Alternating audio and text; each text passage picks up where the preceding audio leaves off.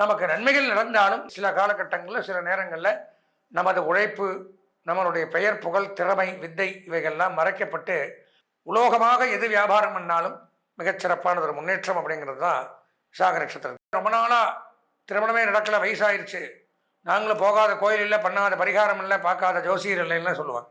ஆனால் கல்யாணம் நடக்காது. அதுக்கு சில தோஷங்கள் ஜாதகத்தில் இருந்ததுன்னா அந்த மாதிரி அமைப்பு இருக்க தான் செய்யும். அப்போ அப்படி இருந்தாலும் ஒவ்வொரு நட்சத்திரக்காரர்களும் ஒவ்வொரு தசையில தான் பிறப்போம். இந்த தசையில பிறப்பா அப்படிங்கிறது கணக்கு. அந்த தசா புத்தி தான் பேசுது.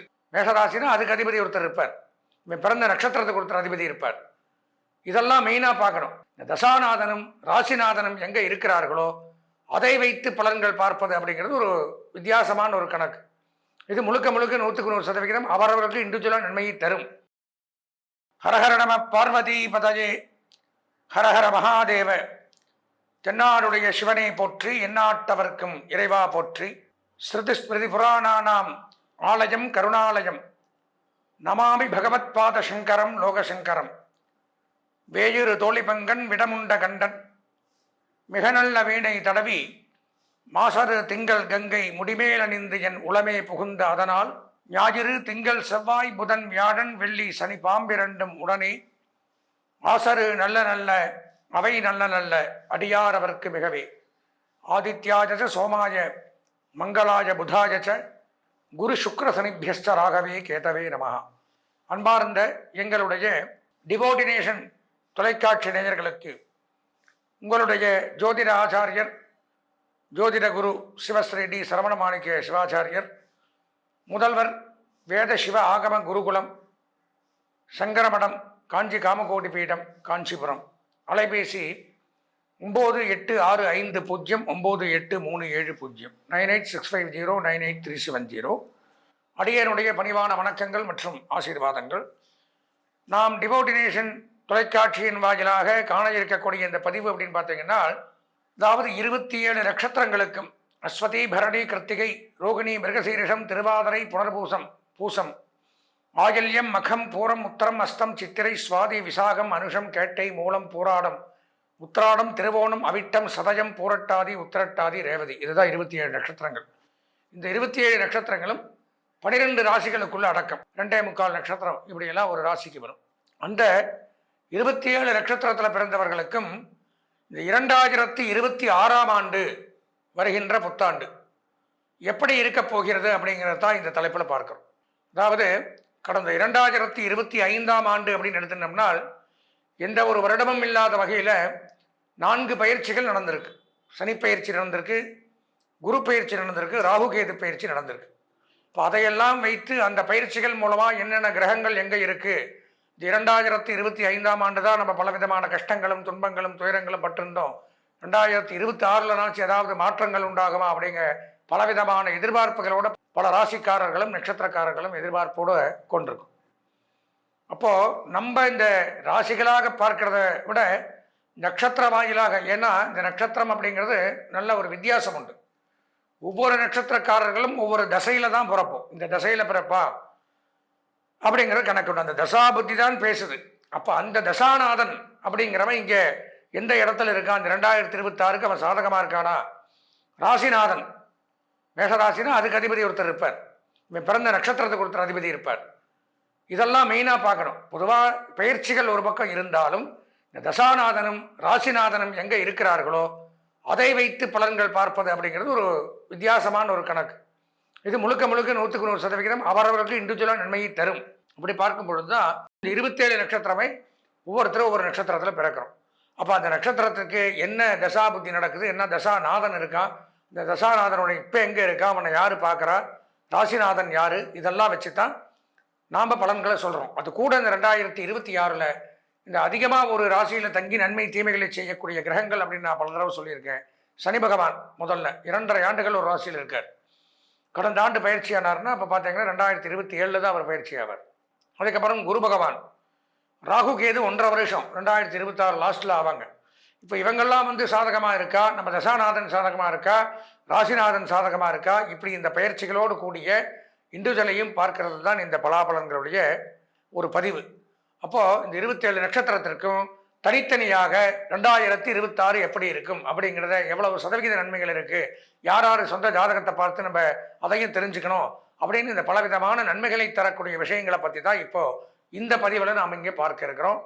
அதனால் நமது நேயர்கள் அவசியம் தவறவிடாமல் இந்த பதிவை பார்த்து இதன் பிரகாரம் இந்த 2026 புத்தாண்டை நல்லபடியாக கொண்டாடி அதில் இருக்கக்கூடிய சந்தோஷங்களை அனுபவித்து, ஏதாவது ஒரு பரிகாரங்கள் இருந்தால் அதையும் செய்து கொண்டு சக குடும்பத்துடன் சந்தோஷமாக வாழ வேண்டி பிரார்த்தனை செய்து கொண்டு வாங்க நம்ம உள்ள நிகழ்ச்சிக்குள்ளே போய் 27 நட்சத்திரத்தினுடைய பலன்களை விரிவாக பார்ப்போம். அன்பார்ந்த எங்களுடைய விசாகம் நட்சத்திரத்தில் பிறந்த நேயர்களுக்கு முதற்கண் வணக்கங்களை தெரிவித்துக் கொள்கிறேன். நாம் காண இருக்கக்கூடிய இந்த பதிவு அப்படின்னு பார்த்தீங்கன்னா 2026ஆம் ஆண்டு விசாக நட்சத்திரத்துக்கு எப்படி இருக்குது அப்படிங்கிறத பார்க்குறோம். பொதுவாக விசாக நட்சத்திரம் அப்படிங்கிறவங்க குரு தசையில் பிறக்கிறீங்க, மிகச்சிறப்பு. அதாவது தசாநாதன் குரு, ராசிநாதன் சுக்கிரன்.